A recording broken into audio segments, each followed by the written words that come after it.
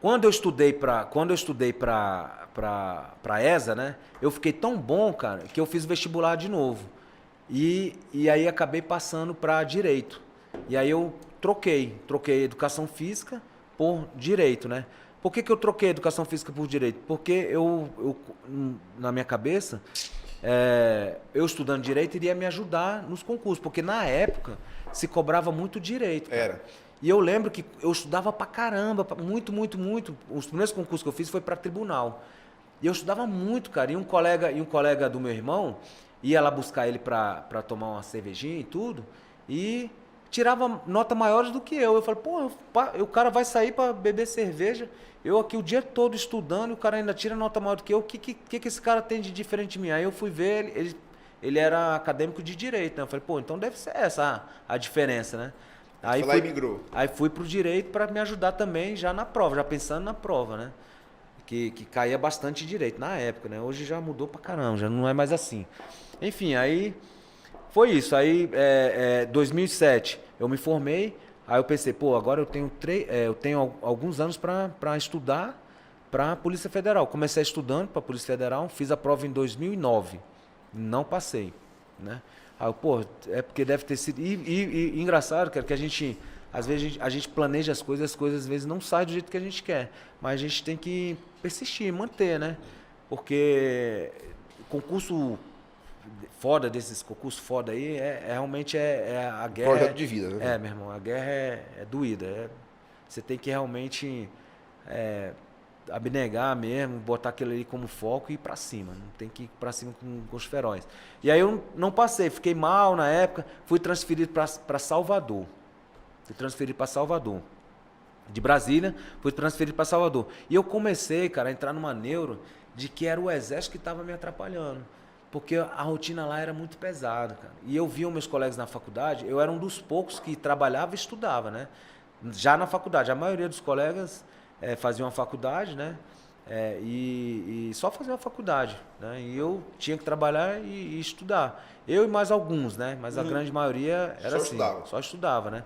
E eu, imaturo na época, via isso como uma coisa que estava me atrapalhando. Eu comecei a achar que foi o exército que estava me atrapalhando, porque o expediente era integral. Era até às 17, de 7h30 até às 17. E eu tinha só o período da noite para estudar, enquanto os colegas passavam o dia todo estudando. Isso começou a perturbar a minha cabeça, cara. Eu comecei a entrar nessa neuro. Fui para Salvador, né? Entrou um general lá que mandou transferir todo mundo. Falei, já que é para transferir, vou para o litoral. Sempre quis ir para o litoral, fui para o litoral. Fui transferido para Salvador e recebi um dinheiro, né? Nessa transferência. Com esse dinheiro da transferência, eu poupei e comecei a me preparar para largar a força, para me dedicar só aos estudos. Foi um planejamento que eu fiz de um projeto, né? Foi um projeto, não foi uma coisa assim, sem pensar, né? Guardei esse dinheiro e aí passei um ano pensando se eu realmente deveria largar minha carreira militar e ir atrás do meu sonho, né? Uhum. E chegou na época que eu tinha que assinar o meu contrato, porque todo ano o militar, ele renova o contrato até 10 anos. A estabilidade do militar é em 10 anos, são 10 anos.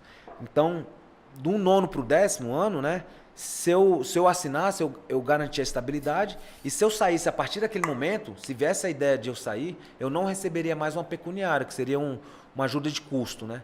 Eu não receberia mais. Então, o limite para eu decidir, tomar minha decisão era ali, nos 9 anos e 11 meses. Isso foi em 2010. Eu estava lá em Salvador. Recebi a minha transferência para ir para Salvador, guardei. Quando eu não assinei meu contrato, de 10 anos que eu ia romper a barreira da estabilidade, eu recebia uma pecuniária, um dinheiro, que era, a cada ano eu recebia um soldo, mais alguma coisa e tal, dava um dinheiro bom, dava um bom dinheiro, que eu, no meus planejamentos, daria para me sustentar por 2 anos. Eu falei assim, não, aqui eu consigo ter uma boa qualidade de vida, bancar meus estudos por 2 anos. Não é possível que em 2 anos eu não passe. Eu botei isso na cabeça, integral, porque... Tem uma coisa, Aires, que você dá valor é quando você não tem. Por exemplo, quando eu não tinha tempo, né? Porque o meu expediente era das 7h30 às 17h, cara, qualquer segundinho assim para mim tinha um valor enorme de estudo. Então eu terminava, tomava banho, né? Lanchava e corria para a sessão. Eu fiquei morando no quartel lá em Salvador, né? Corria para minha sessão onde eu trabalhava e ficava estudando. Então eu estudava ali de 18, né? Normalmente de 18h30 e tal, até as 22 horas por ali, né? Então eu pensava assim, pô, se eu tenho esse horário aqui para estudar, imagine se eu tiver o dia todo.